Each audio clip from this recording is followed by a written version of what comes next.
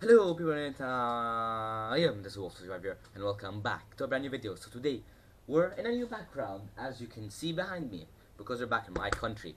So this is episode 4 of Talking Cubing Methods coming at you 6 p.m. GMT every week. So what are we going to be talking about? We're going to be talking about a 2x2 method and a Skewb method. The reason why I'm doing two methods today is because as said last week, the planned method was EG and I wanted to respect that. But when I recorded it, I noticed the video was only 4 minutes long, and I cannot be leaving you on such a short video. So I decided to add another method, which is relatively short to talk about, which is Meep for Skewb. Well, that's just the abbreviation name, but we're gonna be going to that later. So actually, what's actually kind of cool is that actually makes it that in 4 episodes we've been talking about 4 different cubes, even though we actually had 2 episodes on 3x3. Complicating myself. Okay, let's talk about first about full EG.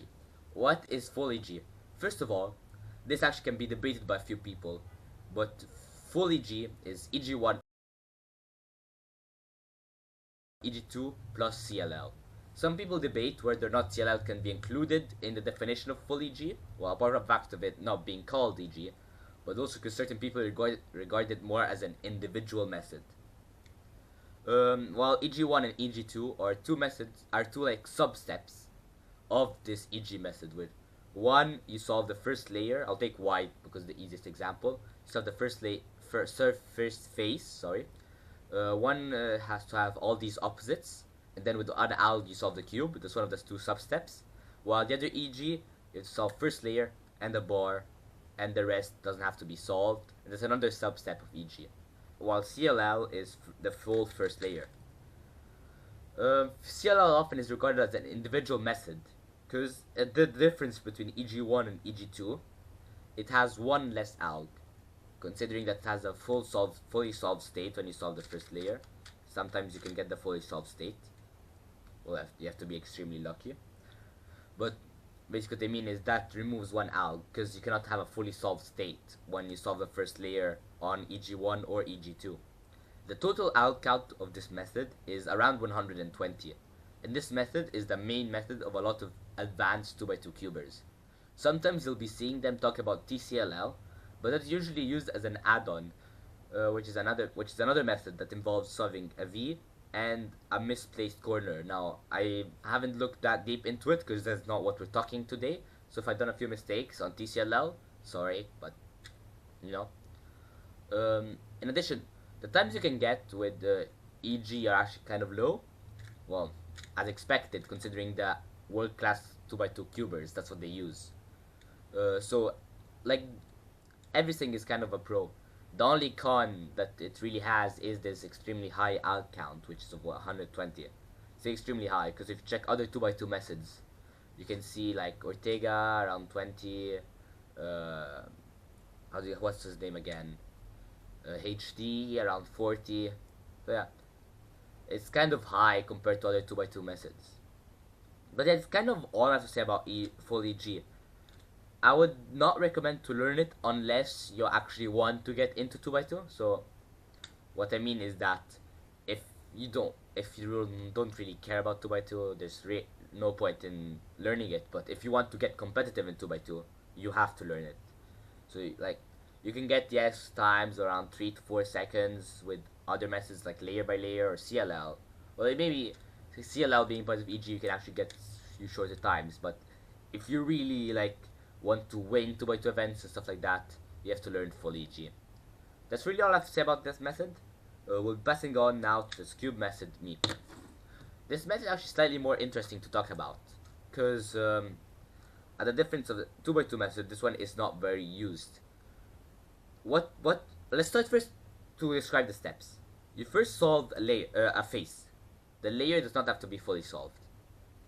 Then it has the appropriate name EG1, EG2, and CLL cases, which are used to solve the top corners, and also these corners if you haven't solved them while doing the first layer.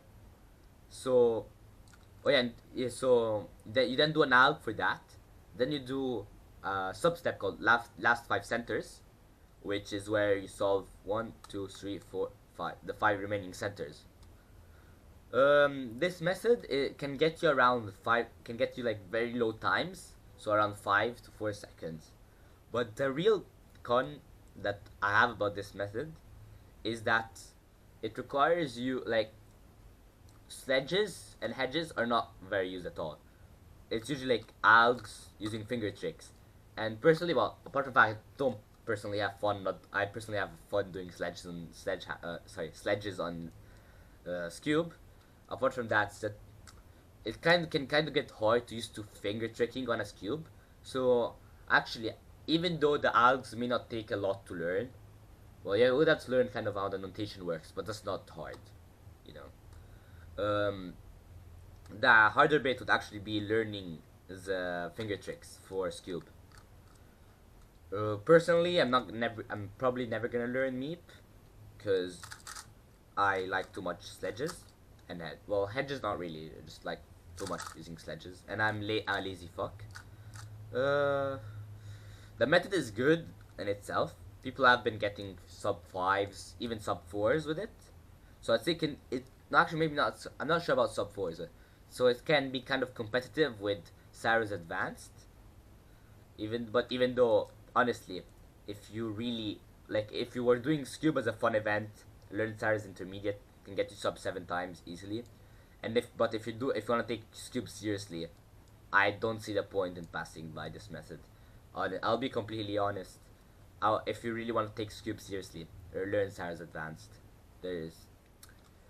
Meep has interested me, but I may even learn a more easier version of Meep. So I may learn a few algs from it, but at the end of the day, I don't really see the point.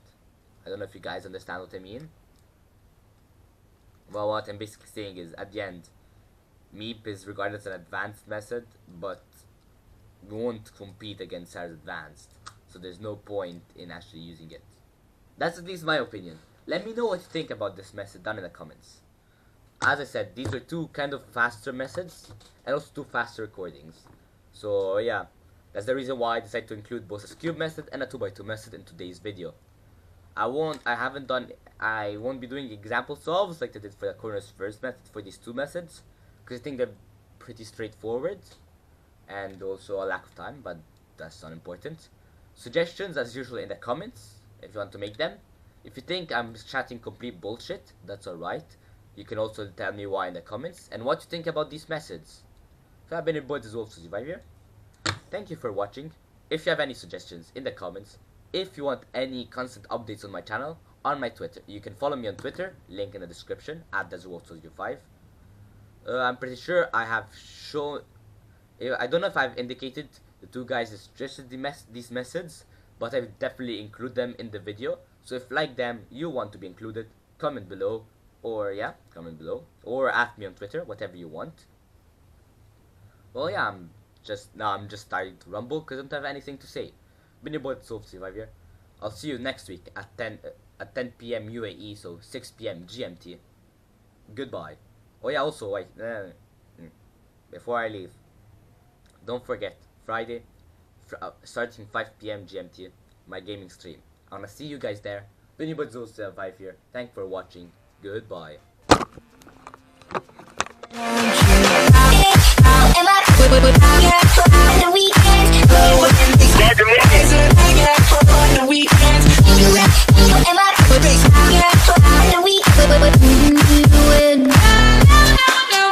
Meanwhile